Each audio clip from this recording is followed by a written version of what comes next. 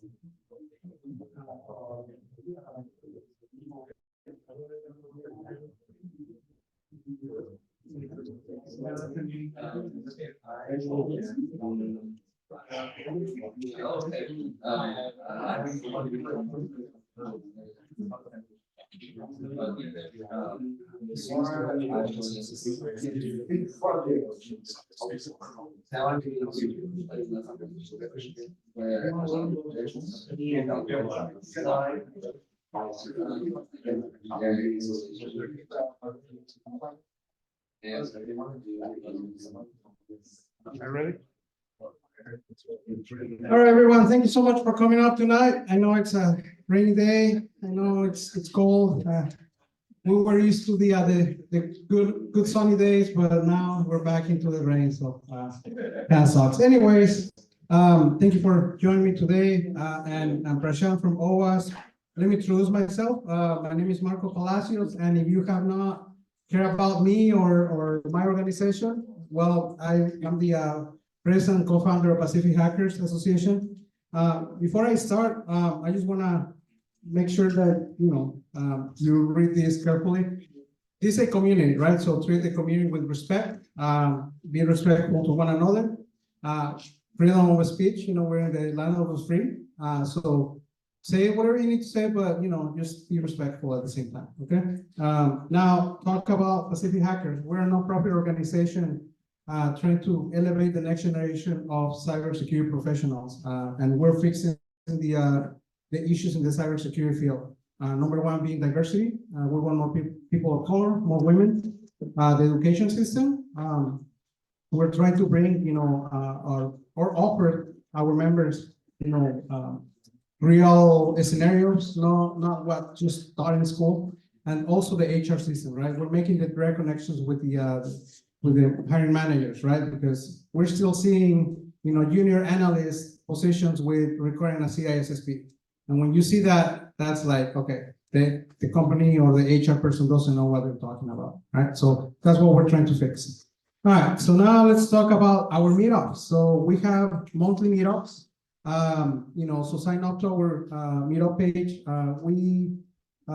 We post them every month. Our next meetup is gonna be actually on, well, obviously today with OWASP, but next month is gonna be on March 30th, and then after that it's gonna be on April 20th. We also have the oh, by the way, if you would like to speak at one of our events, please let us know. Okay, we are always looking for speakers. We also have the Pacific Hackers Conference. So if you don't know, we're probably after BSACs, we're the only hackers conference in Silicon Valley. We do it here at Hacker Dojo. We've been doing it since 2018. Last December we did it. We have over 150 people. This place was packed. And yeah, I mean, we're about the community. So please help us out, spread the word. When you see the CFP open, if you would like to talk, please let us know. Again, we do a lot of community events with different organizations, OWASP, WISIX, right? We're always trying to partner with them so we can bring their members and our members together and make a community. Also, coming up, we do host RSA, the Dark Arts Village. There's actually I'm looking for speakers for the village. So I forgot to add the link here, but if you would like to speak at BSACs, I'm sorry, at RSA, please let me know. We also have other events that we're planning for that week, and then eventually for Black Hat and DEF CON, so please let us know. We also, eventually, we're we partnered with a 514 company to do a real cyber scenario. So we're gonna be looking for penetration testers. If you're in school or someone would like to hack things, the legal way, please send it our way because we're gonna be looking for those, okay? And then since we're a nonprofit, we have to sustain the nonprofit, so we have different merch to sell, T-shirts and stuff. So if you would like to, get some of our merch, let us know. Join our Discord. So I'm gonna leave this for a second. If you would like to join our Discord channel, that's where we post jobs. That's where we make announcements. So again, join my community, right? So it's all about the community. It's collaboration. Collaboration is the key to win cyber warfare. Okay, so just plain and simple. Okay, so I'll leave it a few more seconds in case you want to join the community. All right, and last but not least, we need your help. And it's sometimes not about money. Sometimes it's just about spreading the word, telling who we are, what we do. Send us referrals. If you know someone who's looking to get into the field, send it our way. If you're hiring, please let us know so we can find you some candidates. We have in the past. In fact, that's how I started here. Just giving a presentation, and that was my interview, right? 5 days later, I was hired. So again, it can happen to you. And obviously sponsoring, if you or your company can sponsor, please let us know. We're always looking for those. If you want to get a hold of me, here is my information, my email, I said this last Friday or last Saturday, my ex's, well, it sounds pretty bad, but that's my ex information, and then my LinkedIn, okay? And again, thank you so much for our sponsors. They're always contributing, to make this happen, okay? So with that, I'll pass it on to Prashant. So he will talk about, OWASP and the OWASP Bay Area.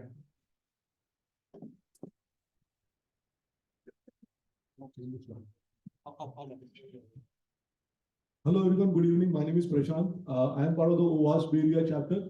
So welcome. First of all, thank you very much, Deep Factor, Kiran, Mike, for helping us driving from all the way from Lake Tahoe. Thank you very much. It's nice to have everyone here. Code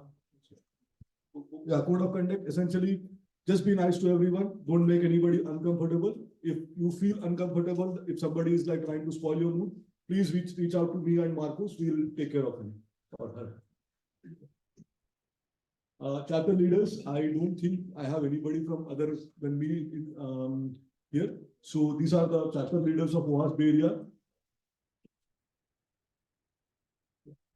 Yeah, connect with us on different social media channels. We publish our talks on meetup.com. So if you are coming here for the first time, then please make sure that you follow the meetup page. That's where we post all our upcoming talks and events as such. We have a YouTube channel called Hacker Thursday. Essentially, like workshop like today's, we try to post it over there. You might see some pretty good content there as well. These are some of the previous the hosts and sponsors for our events. So if your company is willing wants to sponsor an event or host a OWASP meetup, please reach out to us. We are always looking for good speakers, people who come and give a talk. If you have some good talk, or like if you want to give a good workshop, please let us know. We are always looking for good speakers. All right, that's it. I'll invite Kiran to speak a few words about Deep Factor. Hey. Thank you, Prashant. Hey guys, by now many of you guys probably know me already because I see a lot of familiar faces here. Thank you again for OWASP Bay Area for this opportunity to kind of educate the hacker community in the Bay Area about various new hot topics. I'm not gonna, in keeping with the code of conduct and not making you uncomfortable with a lot of long discussion about tools and stuff. I know you're all waiting for Mike's talk. Mike is the star of the show today, so I'm just going to let him kind of have it. But just a couple of quick sentences about what Deep Factor is. For those of you that don't know, we are a next-gen AppSec company. So if you have an SCA tool, software composition analysis tool, like dependency scanners, container scanners, tools like Sneak, that are the first-gen tools that are giving out lots of noise for you, which first-gen SCA tools are pretty noisy. Next-gen tools like Deep Factor essentially help you look not just in the static artifacts, but also observe the running applications in memory to understand which vulnerable components are actually used by your application, therefore runtime reachable, and help you significantly cut down the noise by like over 80 to 90%, depending on which organization that you work with. If that's of interest, you can always reach out to us. We have a few stickers over there on the ping pong table. For those of you that love laptop stickers, we have some Leap Factor stickers over there. There's also a couple of flyers over there if you want to take it, if this is a topic of interest for you. So today, Mike Larkin, he's the co-founder and CTO of Leap Factor. He's here, he's driven all the way from Tahoe to run this workshop. For those of you that don't know Mike, spent 10 years at IBM. He's founded a company called Ringcube, which he sold it to Citrix. He wrote the first version of containers before Docker existed. We called it workspace virtualization. Yeah. We just did not use the word container. He's got 30, 40 something patents in this whole area of virtualization, security, etc. He's taught cybersecurity at San Jose State for the last 20 years now, systems and cybersecurity. And today he's going to be talking about a hot topic in the area of software composition analysis, which is reachability. So he's going to talk about a couple of different things: how you can assess reachable components in your application using call graph analysis, as well as how you can perform this kind of analysis using runtime analysis of your applications. He's going to compare and contrast both approaches, not just with a talk, but actually with a workshop with some open source applications that you guys can all install and play with. So it's actually a deep dive workshop. If you have your laptops, if you're willing to play along with it, that's fantastic. If you don't have it, you just want to hear, listen to the talk, that's fine too. Cool? What did you make? One small thing here. So one small thing, basically, they'll be talking about how to do STA with open source tools. If at the end of it, I would love to see what Leap Factor is actually doing, which is not part of the presentation. If you want to know about Leap Factor, you can stay back and look at it. Else, the presentation will be over at the open source analysis itself. Okay. Thank you. Yeah, thanks.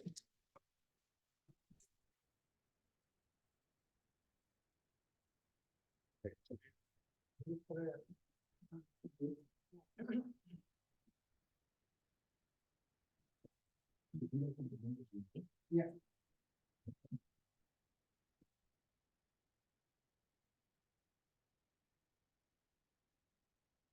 You need me to sign into a Zoom too. Right? Yeah. We'll get started in just a minute. Yeah. Yeah.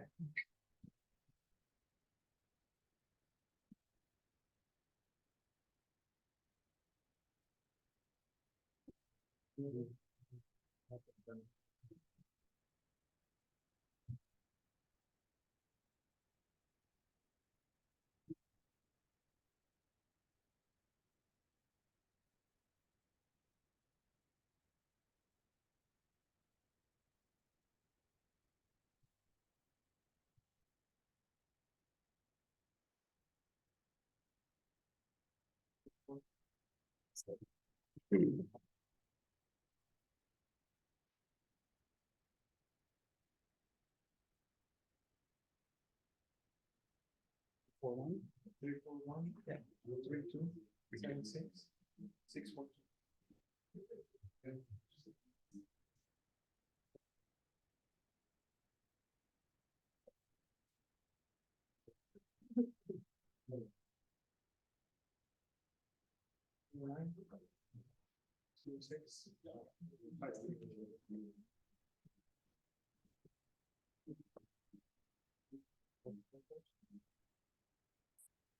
I'll let you drive the recording.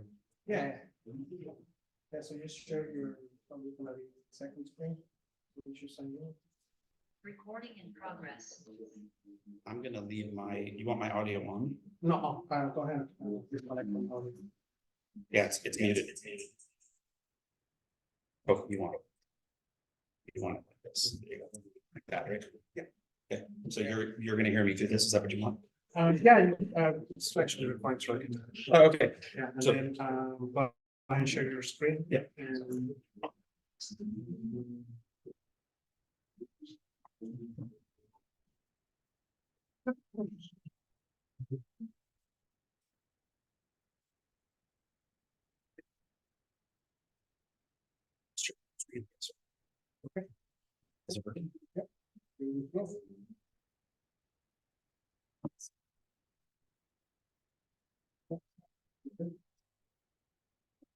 Make sure it doesn't reset it when I plug that in.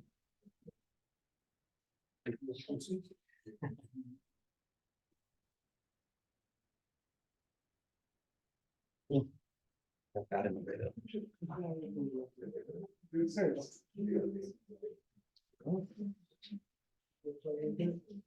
All right.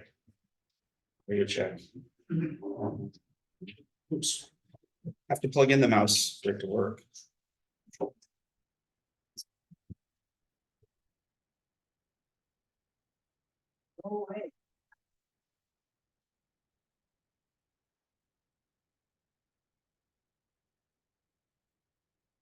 All right. Is this live?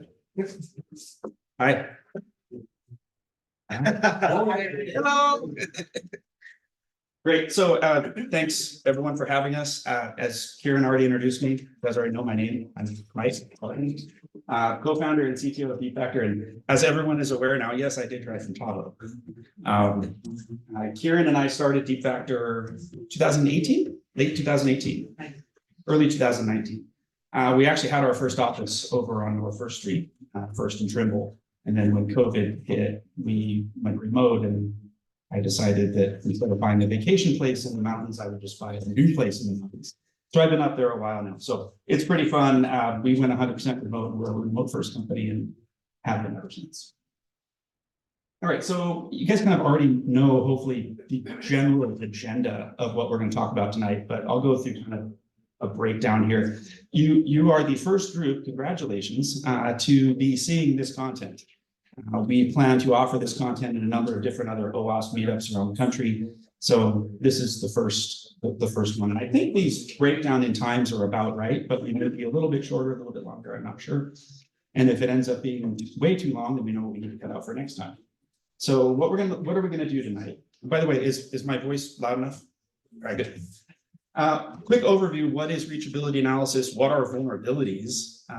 Look at some bad code. Everyone loves to look at other people's code, poke fun at it. We'll do that. We'll look at a call graph analysis exercise, a dynamic or runtime analysis exercise, results comparison, and then a conclusion.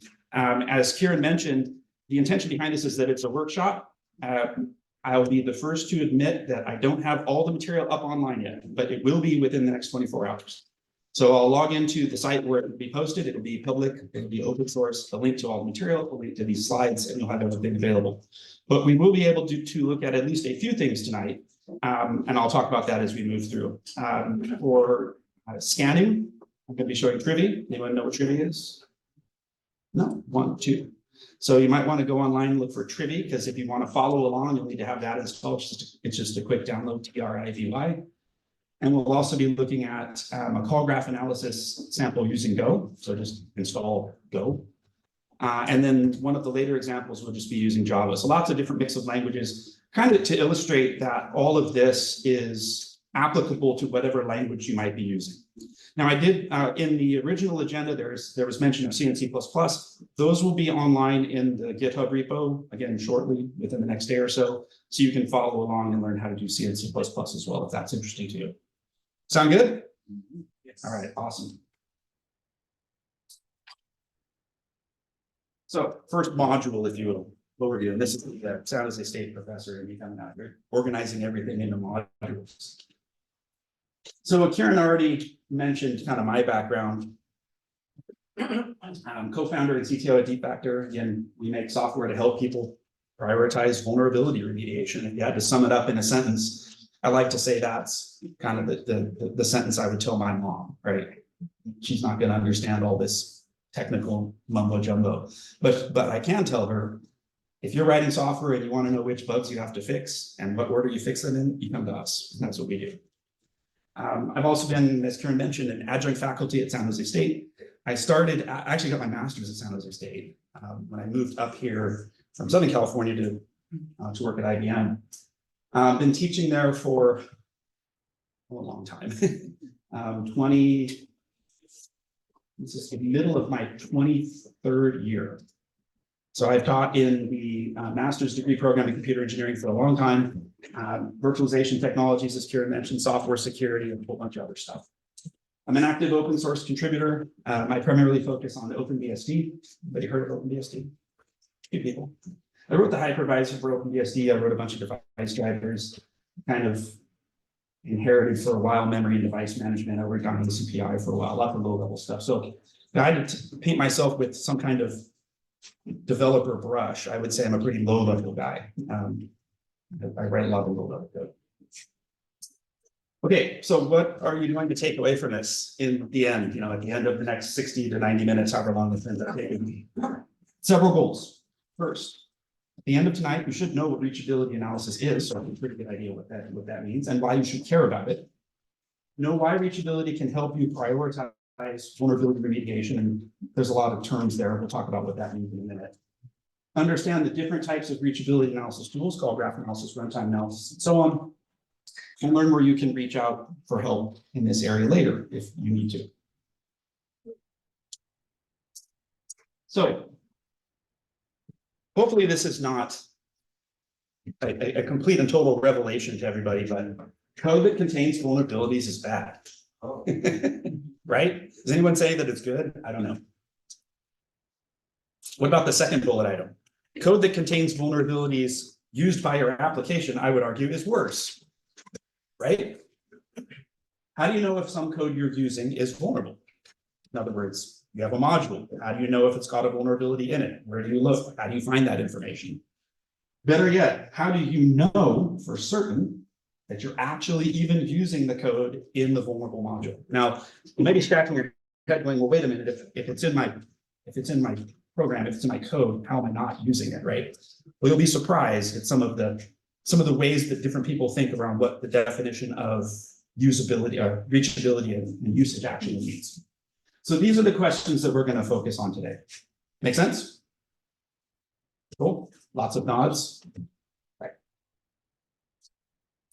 So tonight we'll start by talking about reachability. What does that mean? We'll then talk about what vulnerabilities are and how they're managed and how they're tracked. Then we'll look at tools you can use to catalog what CVEs you might have in your code. And there's an acronym I haven't introduced yet. Anybody know what CVE stands for? Common, that's the first word. Vulnerabilities and no. You guys sound like my students. Ask me, what does that mean? Kieran, what does it mean? Exposures. All right, so we're going to talk about that. I'm glad not many people raised their hand, or if you did know it and didn't raise your hand, maybe you're just pretending you don't know. That's fine.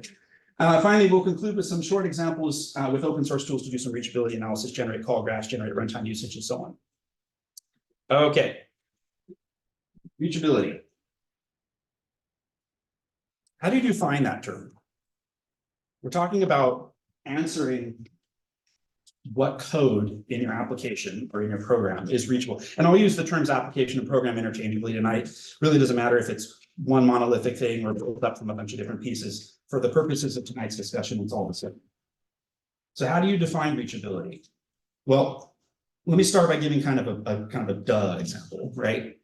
Certainly code that is executed by your program is by definition reachable, right? Makes sense. What about code that is packaged with your program but never loaded?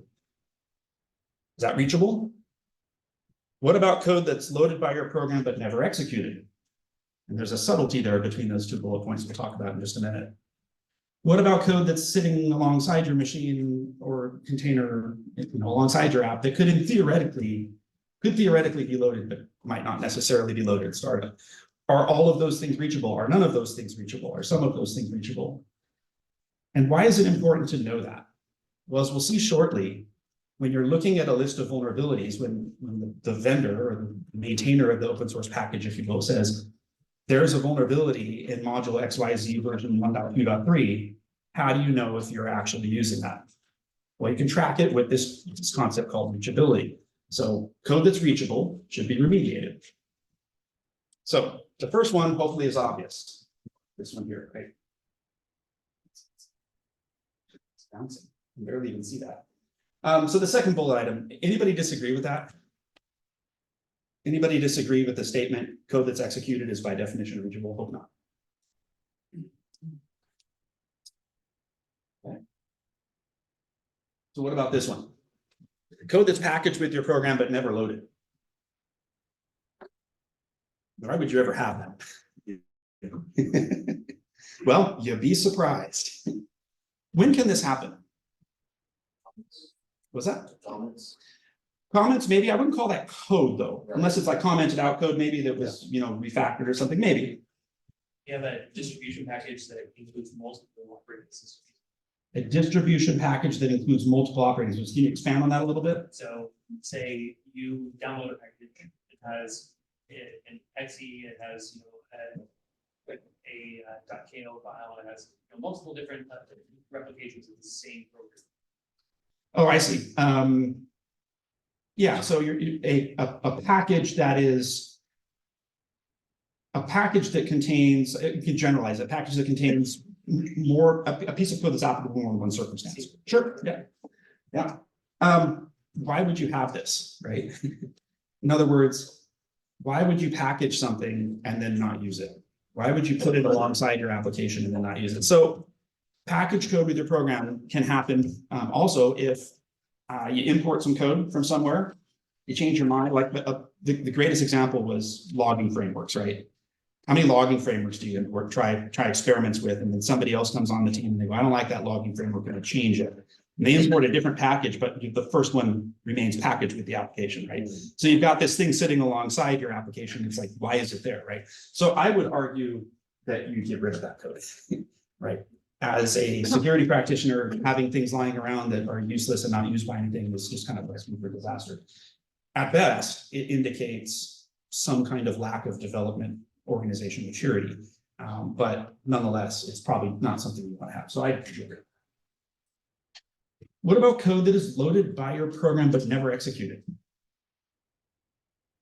Here's some examples, right?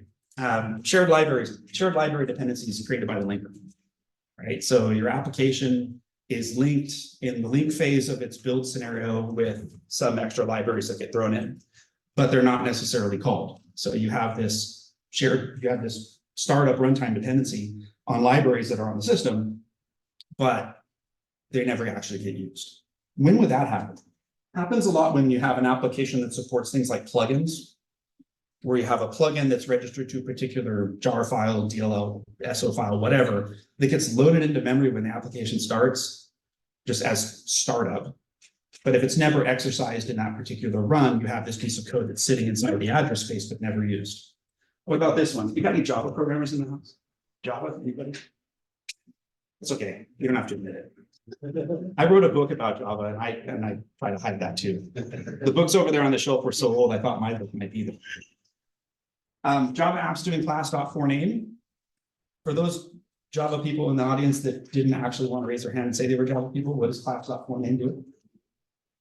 Takes the argument here and instantiates or loads the class definition into the JVM, and then executes any static initializer blocks that might be present in the class file. So if you do that, you've loaded something into memory, or ostensibly you might have executed some static initializer blocks, but you don't know. But if this is used in an application, you might end up with code that gets loaded and never used. Deal opening the thing, but then you deal opening something and then never using it. That'd be another example. Now, what this mechanically does is it puts reachable code within reach, no pun intended, of the execution flow of the application. So you have a Java program or a piled app. You now have something that's reachable by that code simply by doing a jump or an indirection or a branch or something like this. So this code definitely is reachable. So this is a live landmine that you're holding, or a live grenade you're holding onto, but you pull the pin and you're holding down the lever so that it doesn't blow up, right? So again, wouldn't it be nice to know if I had a situation like this in my application where I loaded something into memory, but then never used it? Again, at best case, it tells me that well, in the best scenario, it's just an indication that my application has been poorly constructed. Worst case scenario, I got a live grenade that's ready to go off. What about the next scenario? So I'll rewind here so we can see it. Code that's sitting on the same machine, but not ever loaded. So what would this be an example of? And how is this different than the other scenarios? Anybody deploy applications or develop applications into a container? I find it hard to believe that only 3 people do it. Anyway, okay, let me make it broader. Anybody ever deploy any software to anywhere? There you go. All right.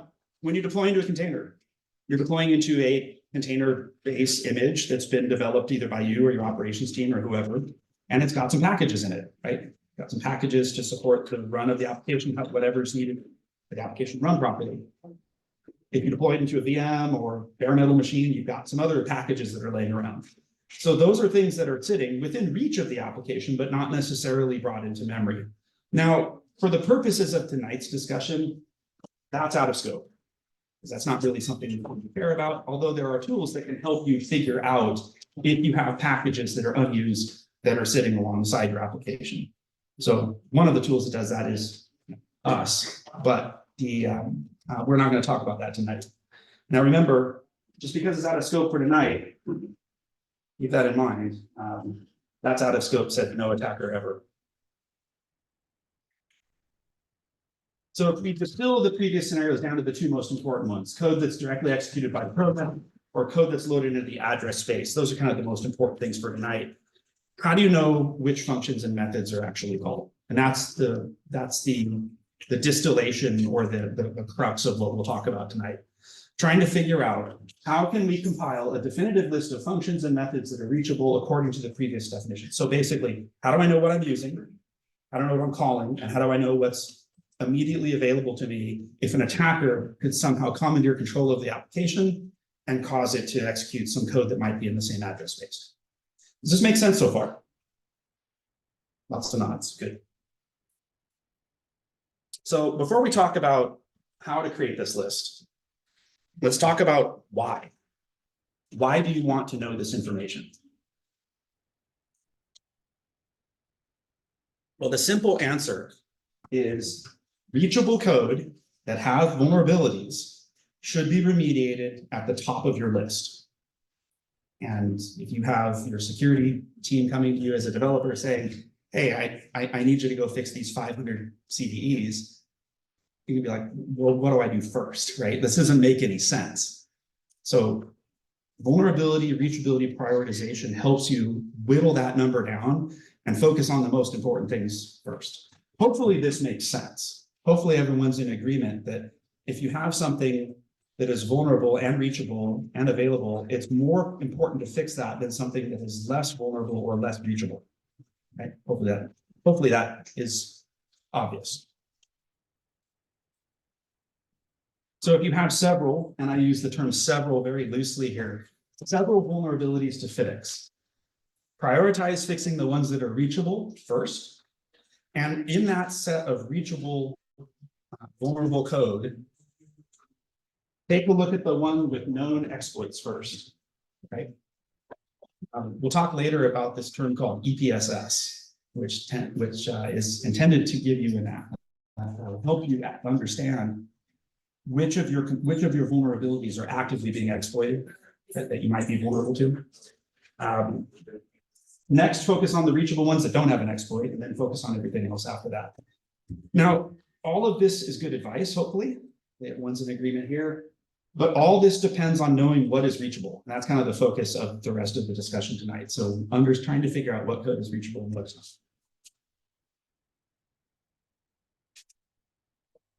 So I'll talk tonight about kind of the 2 broad categories of reachability tools. There's first tools that scan source code and generate a call graph based on analyzing syntax. So for example, you have foo calls bar calls baz. By definition, from our previous definition of reachability, that means that those 3 pieces of code are reachable because they're all called. You have also tools that can monitor the program after it's built And instead of looking at source code and analyzing the syntax tree, what we're going to do instead is analyze the running behavior of the application and create essentially a profile list of called methods and functions. Now, each of these approaches has strengths and weaknesses, and we'll talk about that as we get into these numbers. Okay, so far so good? Okay. Let's talk about software vulnerabilities. Vulnerable code is everywhere. You're using it, it's a Windows machine. I'm using it right now. Even my dog is using it. Yes, that is my dog. And yes, my dog is a user of vulnerable software. IoT column? Was that? IoT column. No, I didn't get one of those. No, what actually, so you can, I'll describe what it is and then you can say whether she's using it or not. At home, because my dog has, like all Maltese, has separation anxiety. Someone's in the waiting room. Sorry. Maltese have separation anxiety. So what we have is a remote dog treat thrower. Nice. And of course, it's a junk thing from some foreign country that probably is not written using the best software engineering practices. And yeah, they had a situation where if you had that configured in a certain way, anybody could throw treats. But yeah, great. So my dog would love it. Nice. No, so yeah, so there's my dog, and she's using vulnerable, but not anymore though. We did take that machine offline. So what causes vulnerabilities, right? We're talking about vulnerability prioritization through reachability, but what are vulnerabilities caused by? Are they caused by incorrect or buggy code? How many people think the answer to that first sub-bullet item is yes? Vulnerabilities potentially or sometimes might be caused by incorrect or buggy code. Okay, I agree. What about this next one? If I write only correct code, is it vulnerability free? All the time? This is one of the first lectures I give, and he's nodding. He's one of my students here. So you can't get the answer. Is correct code vulnerability free? Not all the time. Like for example, if I have a logic error, is that considered correctness or buggy? I don't know. It's philosophical question. And the last question, what about this one? Is vulnerability free code always correct? That's the inverse, right? Well, if I have a program that prints 1 + 1 = 3, that's probably vulnerability free, but it's not correct, right? So there's categories of different issues here. So let's take a look at an example, everybody's favorite language, C. And I promise there will only be a few of these. Oh, I see some really pinched faces out there. I promise. We'll look at some Java later too. Okay, what do we think about this? Is this code correct? Return data at position index. Can't get more simple than that, right? Is it correct? Could it have a vulnerability? Well, it's not right. I mean, there's no bounds check. It's kind of poorly written, right? And by the way, all of these examples are distillations of things that I've actually seen in open source code, right? Not necessarily that, but something very similar to that. Well, this is a pretty stupid example, right? I mean, nobody would ever write code like that. We certainly would, right? Right? Yeah, so missing bounds checks, right? What happens if index is greater than max data? Well, you're reading somebody else's memory. All right, let's do stupid example number 2. I fixed it. Did I? This time we're going to return the data at position index, but if index is bigger than max data, we're just going to give the -1, which is some kind of error code, I guess. So we missed bound checks earlier. What about this one? What does anybody have to say about this? Yay, no, what? Should be negative. Yeah, exactly. Type confusion. Int assigned. What if index is -1? Well, congratulations, now you're reading data at some, who knows where, right? Yeah, so that's no good either. And again, this is an example of a fix for that other function. All right, one more, I promise. Well, maybe one more after this. How about this one? Set numbers equal X, numbers indexed of X equal X for all X greater than 0 and less in size. Do a malloc and then loop through and set it. Yay, no. Man, there's a lot of pinched faces out there. It's my impression that my understanding we weren't going to do any C tonight, but here we are. What do we think? Show of hands, this or this? See one down. Don't know. Well, I mean, there's a bunch of problems here. I mean, we're not checking return values. We still have type confusion and all kinds of stuff. So yeah, again, junk, right? Now, why are we showing all these things? Well, it's important to note that you will not do this yourself, of course, because we're more skilled than these people are.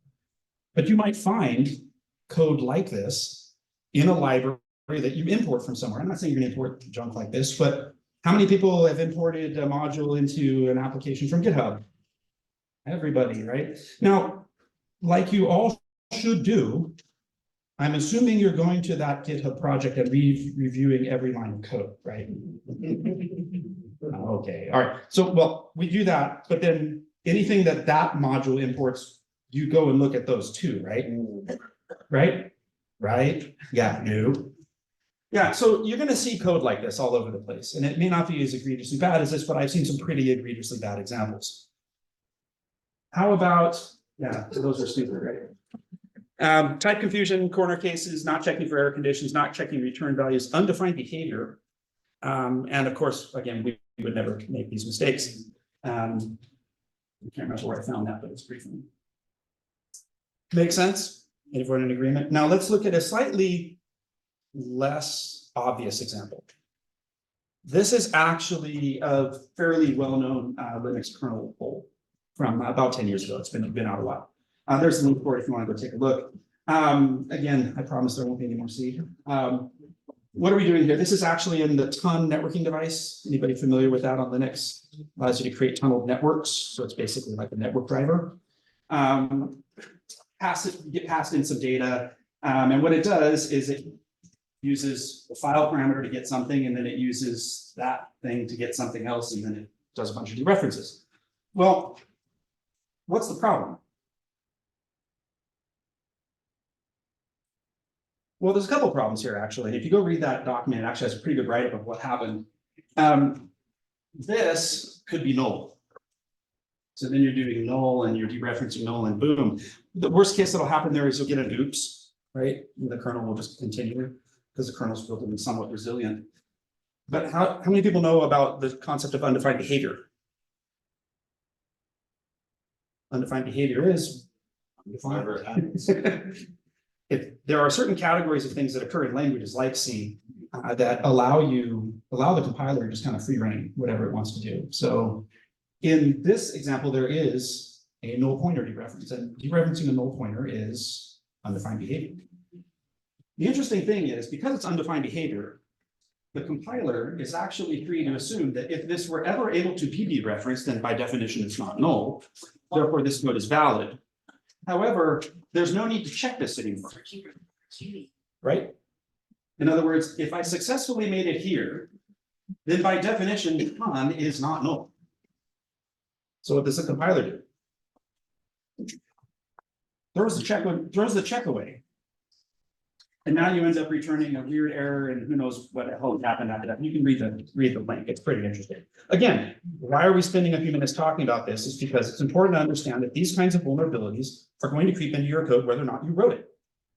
Someday you're going to have something like this. I don't know what it's going to be. Maybe, hopefully not this way, but it'll be something along the same lines. So again, why did we look at these stupid examples? Well, they were shown to illustrate a few points. Even simple mistakes or accidents can cause a vulnerability. By the way, this one here was just caused by a refactor. Somebody went and cleaned up the code and they introduced this. Vulnerabilities are everywhere. They're not going away. And you're going to need to track them and prioritize remediation, or otherwise, whack-a-mole. So we're never going to be able to get rid of bad code. It's always going to exist. Mistakes, laziness, apathy, inexperience can all contribute to the problem. And including memory and safe languages as well. Everybody see the White House announcement yesterday? Everyone's going, which White House? Yeah. Biden's software cybersecurity team said that everyone should be using memory safe languages. Kind of more or less is what the press release said. And it's funny because they said everyone should be using memory safe languages. And then they said, for example, you can use something like Rust, which is great. Except, sorry, Rust is not approved for government use yet or something like that. So it's like, you might instead use C and C++. Really talking about. So their heart is in the right place. Even if you write 100% perfect, bug-free, vulnerability-free code, you are still likely to step on some of those landmines at some point. Importing third-party code and dependencies, downstream refactoring, and code being used in ways that you didn't expect. Okay. Let's talk now about CVEs, because only 2 people raised their hand and admitted they knew what a CVE was. Kieran? Common vulnerabilities and explosions. It's fine. A CVE is essentially a message from a vendor or an owner of a piece of code to the world saying that there is a vulnerability associated with this. And they are used for that purpose, just to simply communicate in a standard, organized way to all the stakeholders and users of that code what the problem is. Each CVE is assigned a severity. Each CVE can contain information about the vulnerability. It could contain also information about what versions things are fixed in, plus arbitrarily more information. Who assigns CVEs? Anybody know? Company or anyone who finds it. Yeah, it's typically the vendor or the owner of the module or something like that. Like, for example, Microsoft issues CVEs for Windows and so on. The severity is a negotiation generally between the finder of the bug and vulnerability and whoever's disclosing it. What are they used for? Again, they're used for communicating information about the vulnerability to the world. Speaking of Microsoft, here is an example of a CVE. This is a completely garbage CVE. A CVE is meant to communicate information to people in the world about a bug that potentially could be very serious. And in general, you want people out there to be able to understand the context of the bug and understand potential workarounds for things if they can't patch the bug. The whole entire description of this CVE is Windows graphics component remote code execution vulnerability. How is that triggered? I don't know. What version is it? What versions of code is it included in? I don't know. It's a completely worthless CVE. And unfortunately, for folks, especially like in our line of business, having junk CVEs is common. And it's actually in the vendor's best interest to not disclose information because it can lead to people hacking the system. Other bad things. Here's a better one. This is not perfect, but this is much better. This is just another random one I get.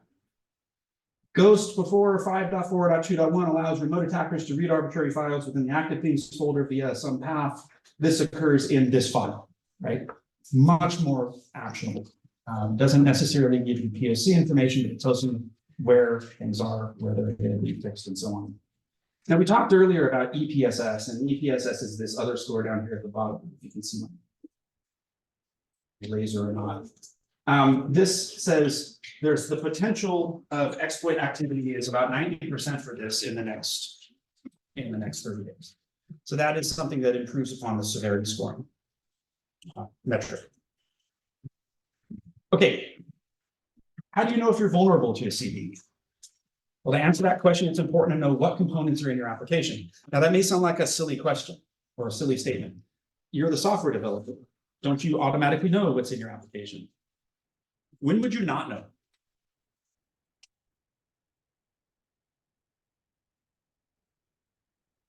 You imported a module, and that module imported something else that you didn't know about. We Node.js developers in the house. Very common. Somebody turned away. Okay, so how do you know? How do you know what's in your application? In other words, I take your application after it's been built, or I have the source code available, and I do a complete walkthrough of every module that's in there. How do you do that? Well, if you're lucky, your language or your compiler might tell you. Any Go developers? Hardly any languages at all. Okay, any Microsoft Basic developers. That's okay. I've learned from many years of teaching that sometimes people don't want to admit to what they do. Here's an example of Go. When you build a Go application, the Go compiler will create or augment or add to it a list of modules that are used by your code. So it may be the case, and I just picked something random off my machine here. It may be the case that one of these is the main module for this application and it imported all this other stuff. But do you see this stuff down here? These are all what are called indirect dependencies. So indirect dependencies are something that I did not import. There's no import line in my code for these. They came from one of those, or one of those to one of those to one of those. And this thing was like 500 lines long. I just cut off most of this so you can see it. So it's just got some interesting, some interesting illustration that your compiler can sometimes tell you this. The developer might also tell you, if you're not the developer, Gradle files, POM files, package lock.json for Node.js applications, and so on. Or another thing you can do is you can scan your program or your environment to see what packages are present. So here's an example. I mentioned earlier we were using Trivy to do this. So let's take a look at Trivy. A few people raised their hand when they said they knew what Trivy is. It's a scanning tool from Aqua, and it's open source. You can go grab it, install it.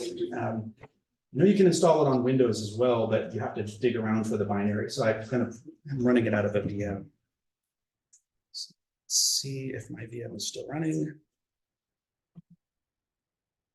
It is.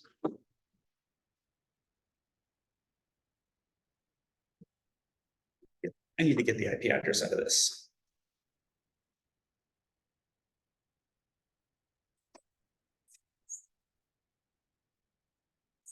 It says it's running, but it doesn't look like it is. Just kill it.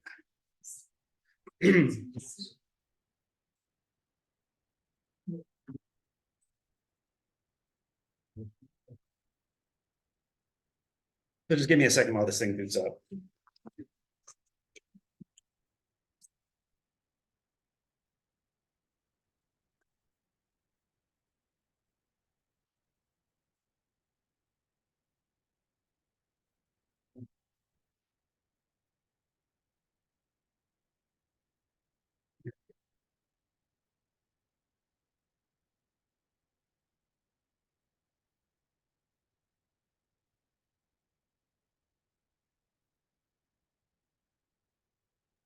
Oh, it's slow because it's on battery. That's why.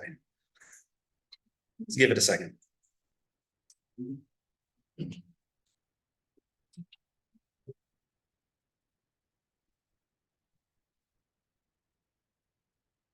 1865-27.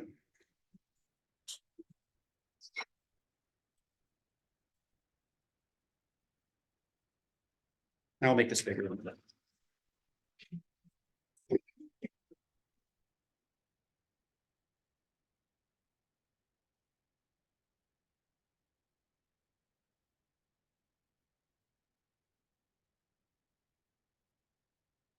All right. Is that okay? All right. Easiest way to use Trivy is just run Trivy and then image, and then give it a container name where your application is deployed or something. And I don't have any applications deployed on this thing right now, so I'm just going to scan the Ubuntu image. This is just a container. Now you can scan file systems as well. You can scan source code repositories, lots of different stuff. So what is this going to tell me? Well, if it works, it will tell me it's going to take 1 minute and 30 seconds. So I'll talk about it while it's downloading its updated vulnerability database. It's going to scan everything it knows about inside the container and give me a list of all the vulnerable things. And it's going to give me a list of CVEs that apply to that. Now, this is not reachability. This is just simply scanning. This is just simply saying, you've got all this stuff, and here are the things that are vulnerable, but it doesn't know anything about my application or how it's running. So we're going to use this information later to combine it with the reachability analysis to then prioritize what is important and what is not. Give this another 57 seconds.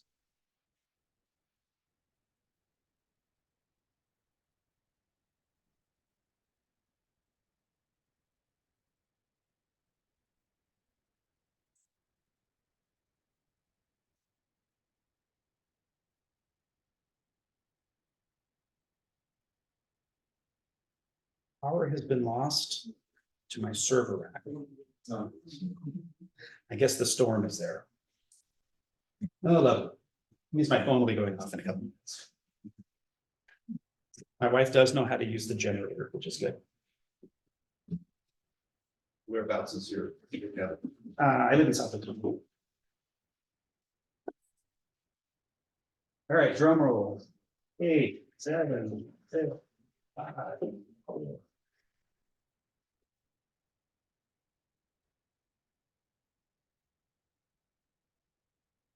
All right, the formatting is not very good because the font is too large, but you can see here that what we have over on the side is, if I stretch this out, a list of CVEs, a list of packages, and a list of versions. So for example, Ncurses has a CVE, and here's the CVE number, here's whether I'm affected, here's the version number and the fixed in and all this other business. So again, this is just telling me what I have in my container or in my environment that's vulnerable.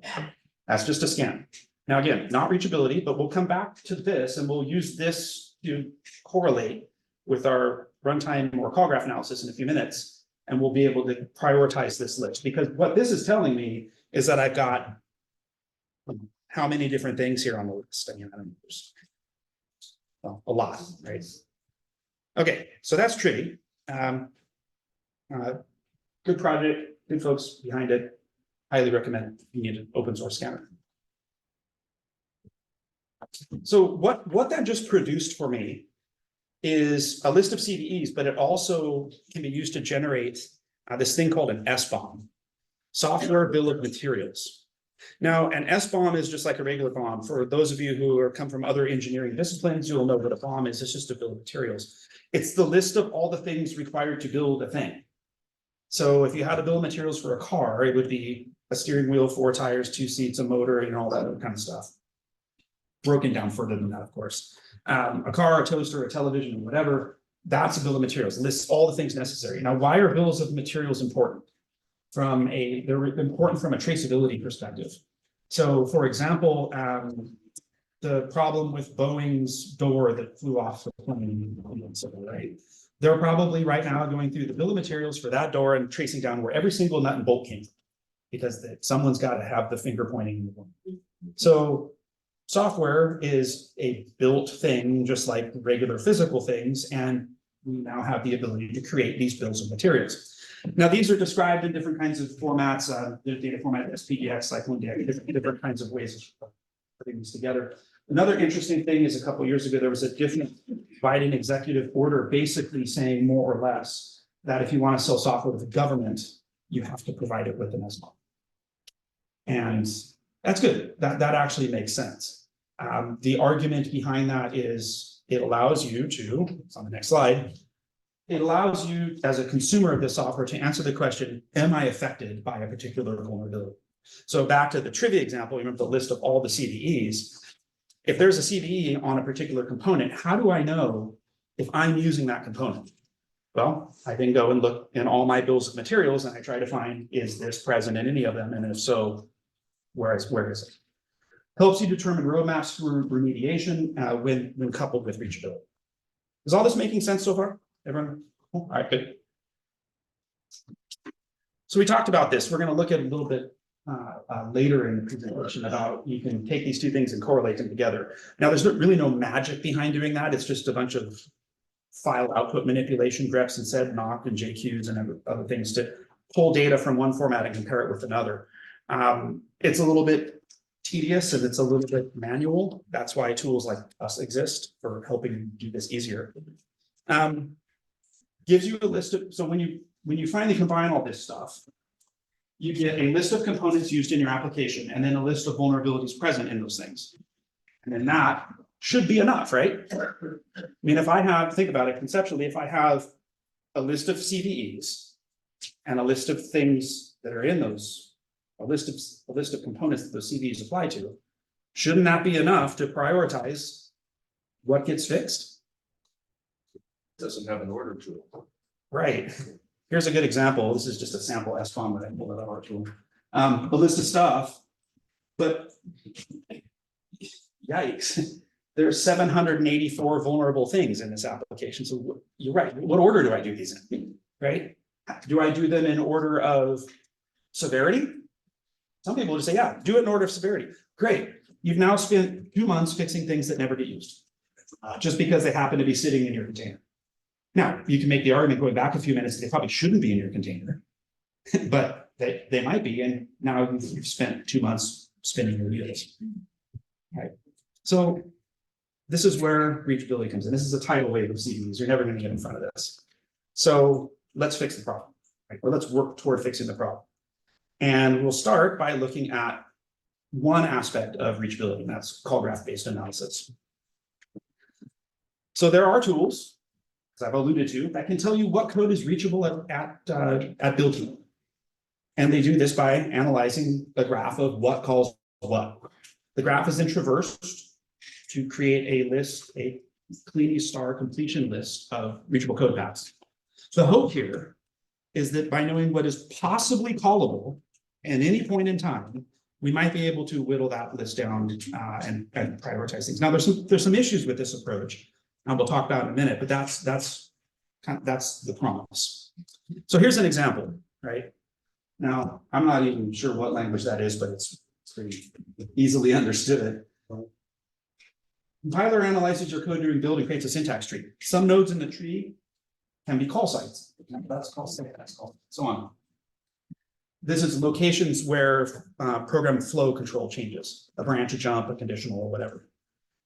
You can then categorize this into, the what calls what list. So in this example, assuming that you call food from somewhere else that's not shown, this is your reachability list, right? And this is a really simple example, but this is what these tools do. They analyze source code. So one of the things that these tools must understand is that they must understand every language that you possibly could write code in, right? Just out of curiosity, for those folks that are developers, in your organizations, how many different languages are used? 1, 2, 5, 10? Show of hands. How many say in my organization I use more than 5 different languages? Okay, that's actually not that bad. Lots of single language code. But many people just didn't read it. Yeah, nobody wanted to admit that they used 20 languages. We're including HTML, CSS. No. I don't know. Yeah. No, but the point is that these tools have to they're language parsers, right? So they have to understand every language that they're going to be used with, and that's doable. Right? It's just a lot of work. So again, if you have this list, going back one slide, if you have foobar as in a list, that information can now help you with the previous outputs that we were talking about. So for example, if I have a CVE whose description says a remote code execution vulnerability exists in some library if the BAS function is called, then I actually know. Now, if that's the case, and I know conclusively that it's being called in my application, then I want to bubble that up to the top of the list. Now, there is one issue that we'll get to later, but I'll hint about it a little bit now, is if you ever get a CVE that says something like this, you're actually in really good shape. As we saw earlier, most CVEs are junk.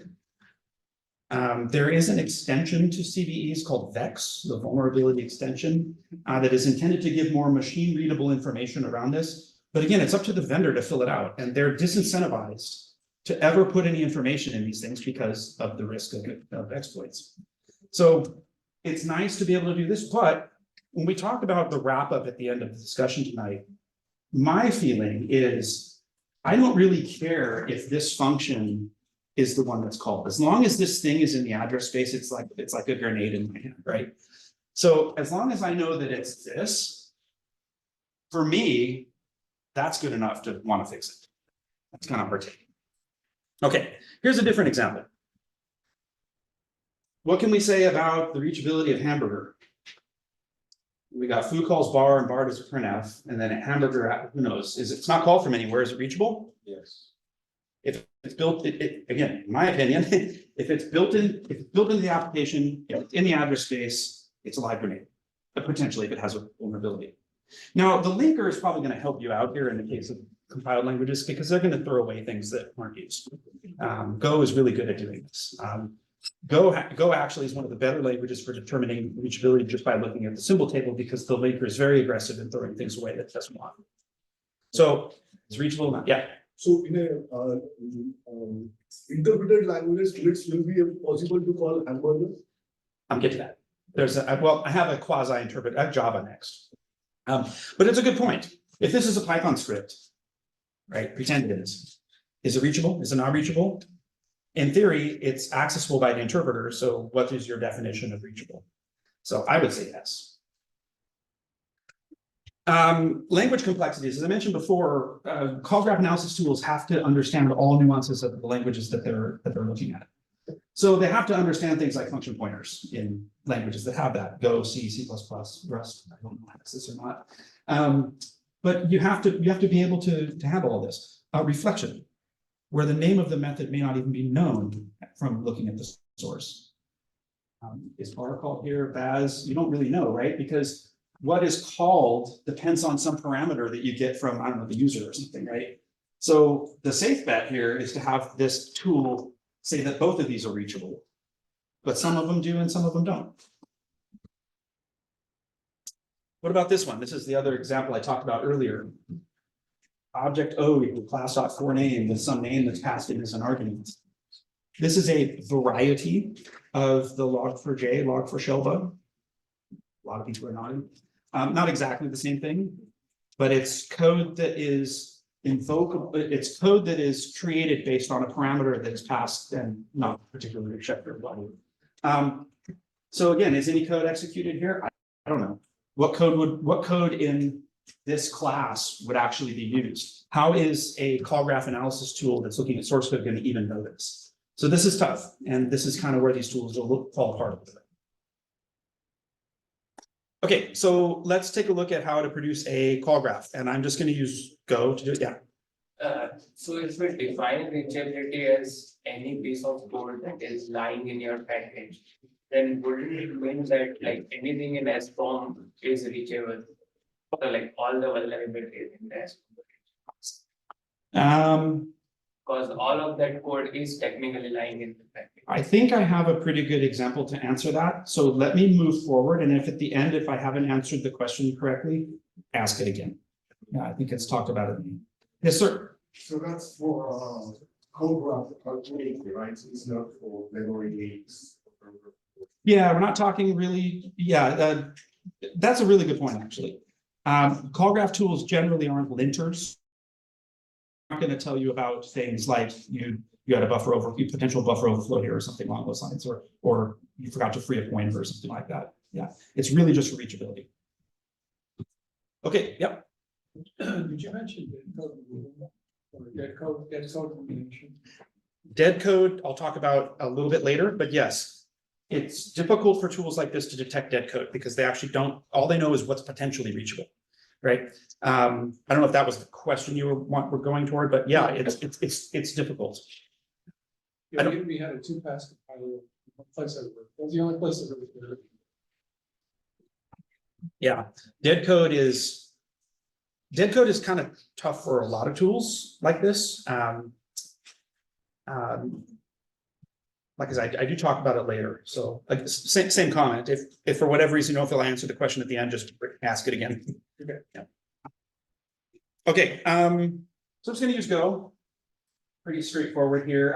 Lots of different ways to do language specific call graphs. The nice thing about Go is it includes a call graph generator if you build it from here.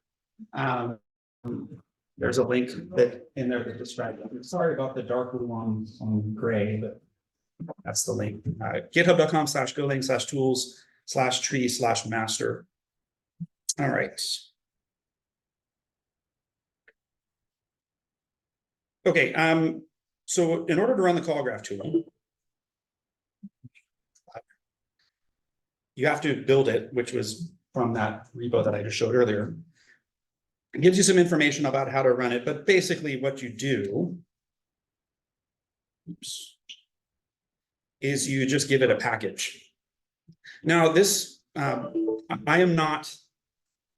understand what these tools do, but there are different ways of doing call graph analysis, which is way more detailed than we need tonight.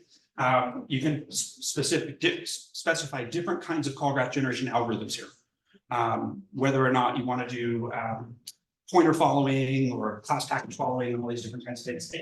It's not important for tonight, but if you're interested in this kind of stuff, you can read up on this. I'm just going to run the standard default algorithm, and it's going to tell me what calls what. In other words, foo calls var calls baz on a particular file. So I just picked a random Go thing that I had sitting on my drive. Anybody use Jira? Oh, I got some hands finally. Anyone use Jira CLI? It's good. You like it? Yeah. Yeah. I find it. I find the Jira UI to be excruciatingly painful. So I use Jira CLI. It's a command line tool for doing everything you'd ever want to do in Jira. I'm not picking on this application; just happened to be something that I have on my machine. So inside Jira CLI, here's my Go app.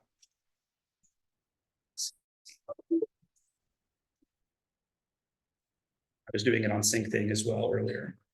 So I'm going to run call graph and then give it a name of a Go file. And it's going to go do a bunch of stuff. Now remember, this is calculating all possible invocation paths for every piece of code in this application, which is not that big, but you'll see what happens here in a second. There's everything that possibly can call everything. This is, if you were to draw this in a picture graph, you can see what we're dealing with. I mean, that's pretty cool that it was able to calculate that all at once. Now, I'm not going to let this go forever. I'm just going to stop this because otherwise we'd be here. I definitely wouldn't get home.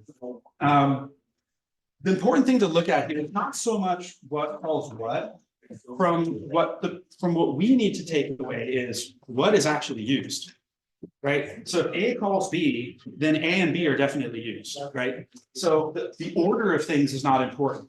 So what we can do here is we can look at the list of things that are used, like golang.org, github.com/revo/whatever, github.com/godbus/whatever. All of these are individual packages that were built into this application when the application was built. Now, going back to a few slides ago, if you remember the list of packages that the Go compiler outputted, all of these would have been in there. Now, what can I do with this information? Now I know the package name and I can correlate that with the CVE list that I got earlier. So granted, this is a lot of text processing that we'll need to do, a lot of refs and seds and awks and uniques and things. But this is how I would do this. I would collect all this information into one bag and then see what is common between this bag and the other. So this gives me a list of all the things that I've actually gives me a list of things potentially I can use. Make sense?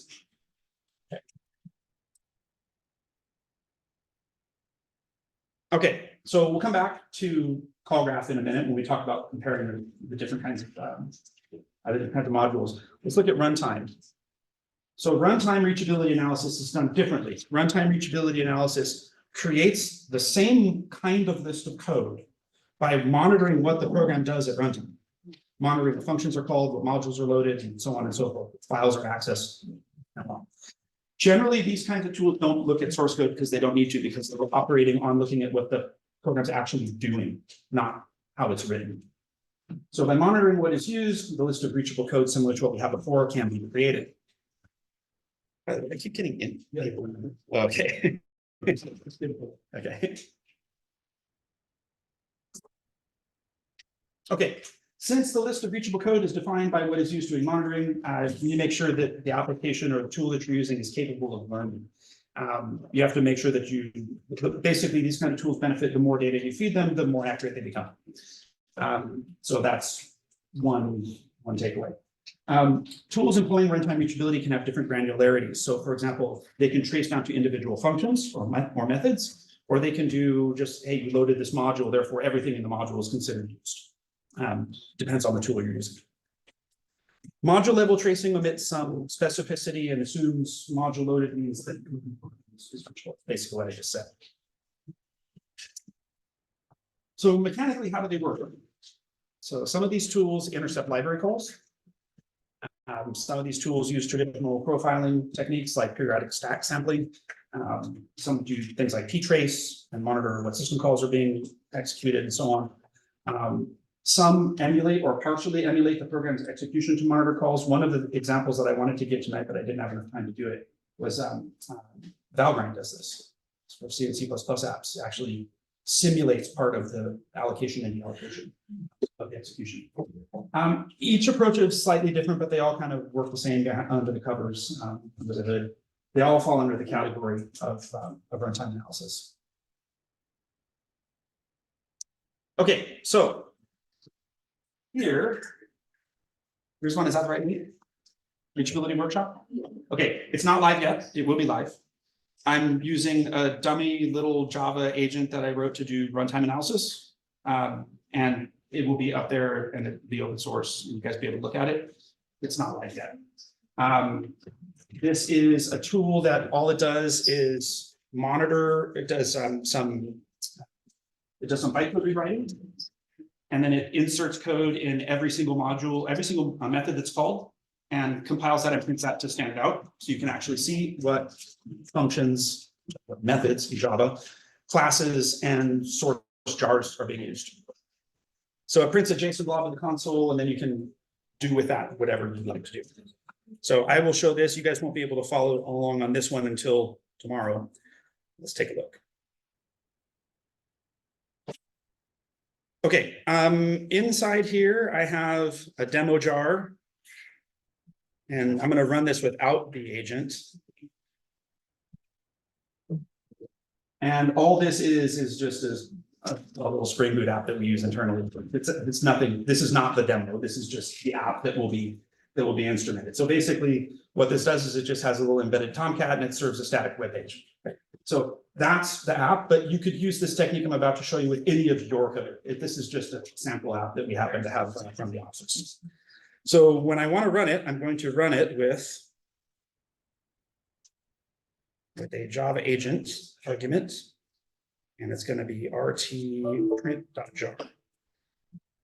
Now, you'll see the same thing happen, except now I'm running it with a runtime reachability agent, which is gathering a list of every single method and every single method invoked and every single class that's loaded and every single jar that's opened. Now, what you just saw there spit up on the screen was every 30 seconds, I dump all this information. So for example, what you're looking at here, we'll wait till it prints it every 30 seconds. Wow. So we loaded this class and then we invoked these methods in that class and so on and so on and so forth. Now, this is just a giant stream of JSON, so it's not really that interesting to look at. But similarly to the Go example, where we had a list of who calls what, and then we said who and what are irrelevant, it's just the two things together. Here we have essentially the same list, except we gathered it completely differently. Instead of looking at the source code and trying to compute what is possibly callable, what we've done is we've actually instrumented the application, and we've said every time any method is called, log it. So now we have a list of methods or functions, list of classes, and I don't see it up here, but inside here, it has the list of jar files where the classes came from as well. So functionally, we've ended up with the same information at the end. We've ended up with a list of modules, a list of versions, and what code is used. Now, as you can see, it's not printing anything anymore because there's nothing else being built. The application's kind of silent at this point. Okay.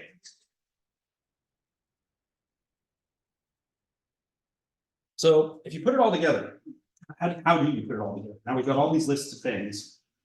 How do you do reachability plus prioritization, or reachability to get you prioritization? So first and foremost, which of these approaches should you use? If you're okay with reachability that just for source code dependencies and you don't need insights into container images or OS packages or code that you don't own or code, application code that you don't have the source code for, call graph analysis might be a good choice. Call graph analysis also might think that dead code is reachable. That was a question that was asked earlier, and it would include that in the prioritization. So if you don't want to prioritize dead code, that's something you might want to think about. And remember, as I mentioned earlier, if you're using a runtime reachability tool that operates as a point in time, like I'll do a scan and then I've got my data, it's best to use a tool that learns. Tool that has code usage learning built in is going to be much more powerful. All right, so quick recap, almost done. At this point, we've done the following. We've scanned our application, produced an SBOM. We did that with Trivia. We used the SBOM, we correlated with which CVEs we might be vulnerable to based on the SBOM contents. Again, that was Trivia. we then performed one of the two reachability analysis exercises, which gave us a list of modules or functions that we use. How do you put all that together, right? Well, at this point, it's kind of just a giant grep and set and awk exercise, if that's all you have. So let's pretend we have built a list of reachable code that looks like this. We have a module and 3 functions, another module and 3 functions, and then something else. So what do? Well, you take all this list and you need to correlate this, for example, with a package name. Because remember, your CVE list is not going to say user libyummy.so has vulnerability. Instead, it's going to say something like libyummy 1.2.3 P1 has vulnerability. So you have to be able to reverse track this back to its original package. Now, depending on what environment you're running in, that's typically going to be something like RPM-QF, dpackage-S, APK-info-who owns, whatever package manager you have, to be able to take this and figure out who owns it. PS, big PS here. This is why it's good to have a package manager. A lot of people, when they deploy containers, decide they want to throw their package manager away. And they want to throw it away simply because they think it's thinner and easier and better. But what you lose here is you lose the ability to track anything. So when I talk to customers, when I talk to colleagues, I always recommend that you have a list of things so you know the provenance. So that'll give you the package name. And then from the package name, you go into your CVE list. And now you have a list of used packages, used dependencies, correlating to which CVEs you need to prioritize. So then run your query and get your answer. So this is a kind of a long and manual process, right? So, companies like us, this is kind of what we do. So if you don't want to do all this manual stuff, talk to us afterwards. I think we have a better solution for it. But this is how you do it with all off-the-shelf tools. Okay, we talked about this already. I'm going to skip that. All right, so in the end, we produce the following: a list of CVEs that are applicable to modules we have in our SBOM that we've provably used code from. And using this approach, now we have a list of the most important CVEs. These are the ones I need to prioritize one at the top of the list.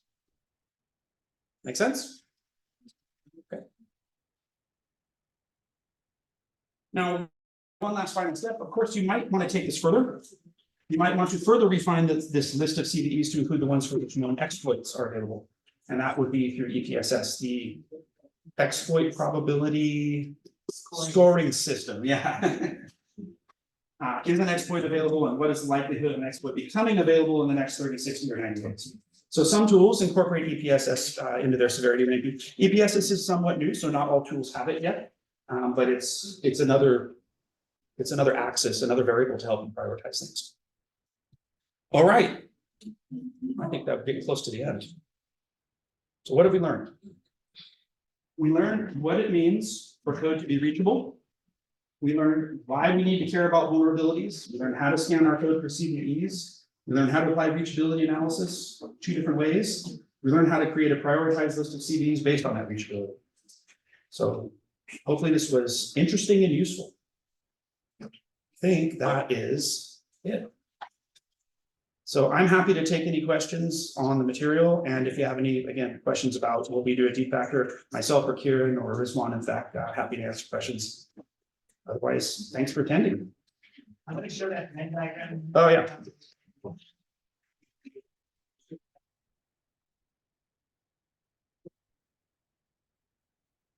Sure. Here, after? Now, after? Nishant wants to say. Oh, okay. You want me to stop sharing and leave the Zoom? Yeah. So the official workshop is over. If you want to learn more about Deep Factor and see like what they are doing, please stay back and listen to Kiran. Sound good. Thanks.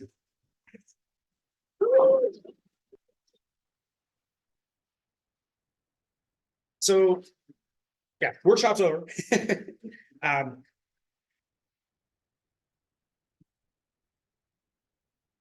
me log in here. So, Kieran, do you want to come up and drive it?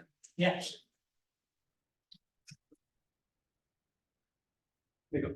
Yeah, so everything that you've seen so far is what goes on behind the scenes in identifying the vulnerabilities that you may have in your application, and then figuring out which of the vulnerable components are actually reachable, based on that, trying to give you a prioritized list, because if you have 1,000 vulnerabilities and you only have 2 developers that are fixing security bugs in your team, then you may not have the time to fix all of the vulnerabilities that matter, which is typical of most software composition analysis findings. So prioritization is an important exercise, and reachability is the best way to prioritize and get the noise down by almost an order of magnitude in most cases that we see.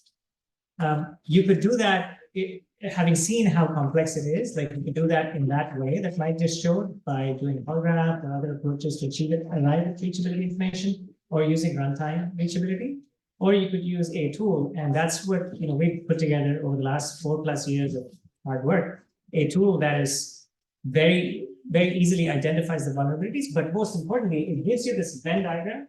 Can you guys see that diagram? Okay, which gives you what really matters and which one is more important to get at, right? So what you're seeing here is an application called Bank of Anthos. It's a Google app. It has, I believe, 11 microservices, and it's made up of Java, Node.js, and Python.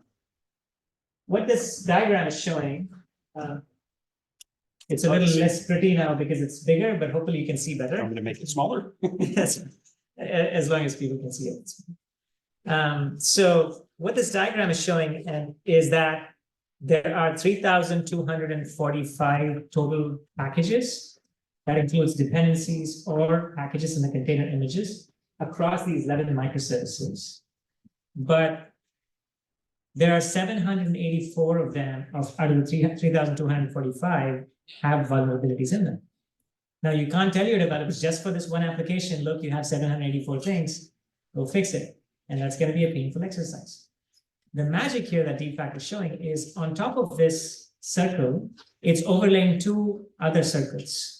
On top of this red circle, it's overlaying a pink circle that says what your exploit probability is. So we look at the database of exploits and say, 23 out of the 3,245 things could be exploited with greater than 10% probability in the wild in the next 30 days. So obviously, this is an important list for you to go address first. And then we look at which ones are actually reachable in your application using DFACT's runtime analysis of your application. You simply, for example, if you're running your application in Kubernetes, you simply drop DFACT as a webhook into your Kubernetes, and it watches your applications as it's running, and it continuously learns about all the reachable points. Once you install the webhook, you just don't have to do anything, and DFACT will keep watching the app, and it drops a little library into the application and starts watching the file, network, memory, and other behaviors of your application. And based on that, it arrives at what is actually reachable. And in this case, 649 of these resources out of the 3,245 are reachable. Now, as an application security person, you don't have to tell your developers to go fix the 784 things because that's too much. You could tell your developers to look at the 7 things that are the most important and represent the highest risk to you first, because they're reachable vulnerabilities, high probability of exploit, and they're vulnerable.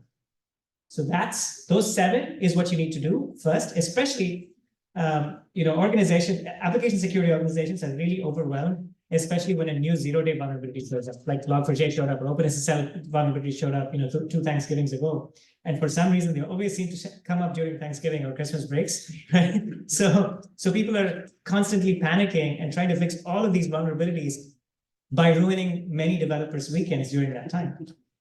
With this information, you don't have to do that. There. Yeah, many of us have been there. Yeah. Yes, please. So the fact that the next step, she is maybe actively connected to the server, so that when the vulnerability is exploited, you get a real alarm. Yeah, actually, we carry that information as well. So if there is an exploit available, so if you double click on, if you click through these 7, and let's say I'm going to pick this one, I'm going to pick this framework. In this page, what we're showing is, yes, this is the resource, the Spring Framework Web MVC jar file that has these vulnerabilities. And we give these stickers on top that tell you this one has a really high probability of exploit. It's 97% probability of exploit. exploitability, and Frame. it is reachable, right? Because it was actually loaded in memory. Lead factor noted that it was actually reachable in memory. And we also give you what the fix is. The fix is available in a patch version 5.2.20. There's also a minor version that you can upgrade to fix this particular vulnerability. And we give you an effort estimate as well, so that you know, especially when you're telling your developers what they can fix, you can also filter based on the effort. And then we tell you which CVEs have that information. And to answer your question, when we give you the CVE information, we give you, sorry, I'm a Mac user, so I keep clicking on the wrong part of this mouse pad. But we give you the exploitability information as well. So we show you here where there are active POCs for the exploit available in the wild. Like, for example, somebody put an exploit for this in Metasploit, and that way a script kiddie could take advantage of it and pop you. That would show up here. And if there is an active incident for the exploit, for example, on April 3rd of 2022 at 5 p.m., I believe VMware was exploited with this vulnerability. So we gather that information as well and show that as well, so that you can give appropriate degree of seriousness into your remediation process. So, and then the other thing that you might appreciate is if you, mouse, that's fine. I fail to understand why people use Windows and I reloaded it just for this talk. just myself. But see, here's another way of that we provide some additional visualization as well. What we're showing here is a heat map. The heat map essentially shows on the y-axis the severity of the vulnerability, and on the x-axis the effort required to fix it. Like, is it low effort, medium effort, high effort, and then that way you could say, hey, this high severity vulnerability is actually low effort to fix, so I'm going to have my developer fix that first, as opposed to these vulnerabilities which are high effort to fix, and it might take a lot more time. And then we also break it down into, is it coming from direct dependency, is it coming in from a transitive dependency, is it in your base container layer, a base layer of your container image, or is it coming from any other layer of your container image? If so, which layer is introducing that particular CVE? So there's a lot of detail that we provide that makes it very easy for application security teams to intelligently go about triaging them and assessing the risk and assigning it to the developers. And there's Jira integration flows and everything else that is baked in. So hope that's a quick 5-minute preview of what Deep Factor does for you. It's next-gen application security. If your tools are giving you too much noise, like your software composition analysis tools, contact us. We're more than happy to.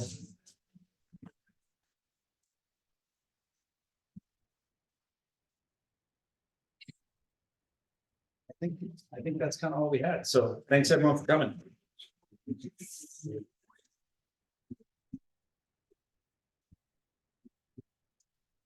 All right, thank you so much, everyone, for coming up tonight. Thank you, Factor, for doing this workshop. It was amazing. Definitely learn a lot. And so again, if you are any of your companies would like to do an event like this, where you have a workshop you would like to give, please let us know. And we have the venue to do it. So again, if not, I'll see you on March 30th for our Pacific Hackers meetup. Thank you. We can actually see you at RSA. We're going to be at Absent Village. Oh, great. Trying to track you down. Right on. You probably won't meet me because I'm the only person with a case.